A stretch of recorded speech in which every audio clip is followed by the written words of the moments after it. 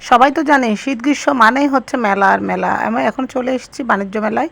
এটা প্রবেশদ্বার। এখানে এই বাণিজ্য মেলায় ঢোকার জন্য প্রথমে আপনাকে 10 টাকা করে টিকিট নিতে হবে। আমরাও সেই মতো ঘুরে একটু ভিডিও করে নিলাম দেখানোর জন্য সবাইকে এবং টিকিট কেটে এই যে আমরা এটা প্রবেশদ্বার।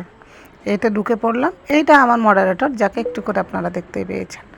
এই যে পাশে 2টা দোকান আছে, একটাতে প্রচণ্ড সবগুলো খাবার দোকান, শুকনো খাবার আর ফুল ফুল আর ফুল।